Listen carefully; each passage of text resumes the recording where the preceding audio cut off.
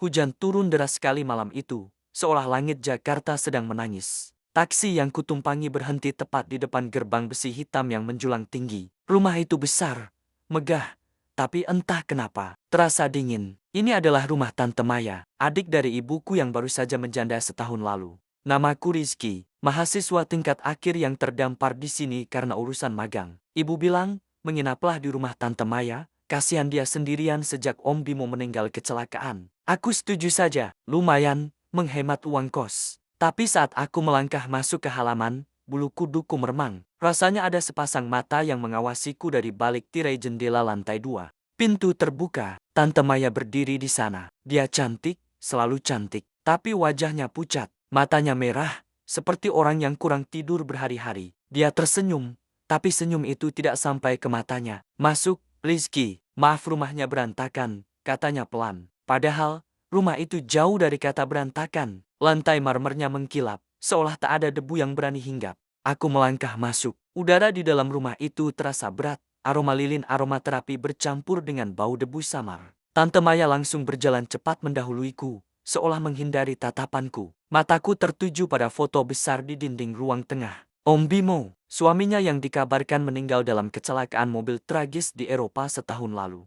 Mayatnya tidak pernah pulang karena hancur terbakar. Tragedi itu yang membuat Tante Maya kini hidup sendirian di istana kosong ini. Suasana di dalam hening. Hanya ada suara detak jam dinding antik. Mataku tertuju pada foto besar Om Bimo di dinding dengan pita hitam. Tante Maya melihatku menatap foto itu, lalu buru-buru memalingkan wajah. Kamar kamu di atas, katanya cepat. Lalu dia berbalik, menatapku tajam. Satu hal, Rizky, jangan pernah masuk ke ruang kerja Om di ujung lorong. Kuncinya rusak. Jangan pernah masuk. Itu bukan permintaan, itu ancaman. Malam pertama itu, aku sulit tidur. Jam menunjukkan pukul 2:15 pagi. Rumah ini mengeluarkan suara-suara aneh.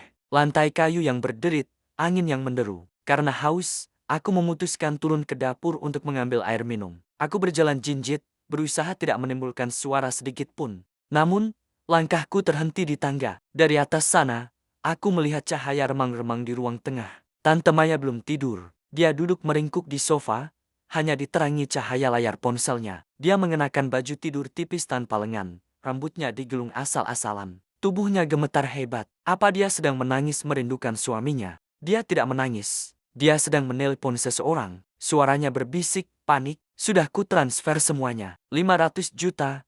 Itu semua uang tunai yang ada di brankas. Tolong, jangan sakiti aku. Jangan hubungi aku lagi malam ini. Ada keponakanku di sini. Deg. Jantungku serasa berhenti. Transfer 500 juta? Siapa yang mengancamnya? Tiba-tiba dia mematikan telepon, berlari menaiki tangga, dan membanting pintu kamarnya sendiri. Dia tidak menyadari satu hal. Dalam kepanikannya, dia lupa mengunci pintu ruang kerja di ujung lorong yang tadi dia datangi. Pintu itu sedikit terbuka. Angin malam membuatnya berderit. Rasa penasaran mengalahkan rasa takutku. Aku tahu aku lancang, tapi instingku berteriak ada bahaya di sini. Aku menyelinap masuk. Bau tembakau mahal dan kertas tua langsung menyergap hidungku. Ruangan itu berantakan. Di dinding, tertempel peta Eropa dengan beberapa kota dilingkari spidol merah.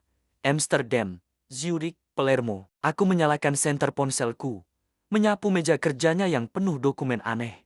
Tanganku gemetar saat membuka laci meja. Di bawah tumpukan dokumen, aku menemukan sebuah foto. Foto itu terlihat baru dicetak. Di sana, ada Om Bimo, suami Tante Maya yang katanya sudah jadi abu setahun lalu. Dia berdiri di atas gelada kapal pesiar, memegang cerutu, tertawa lepas bersama pria bertato. Tanggal di foto itu, baru bulan lalu, kakiku lemas. Om Bimo masih hidup.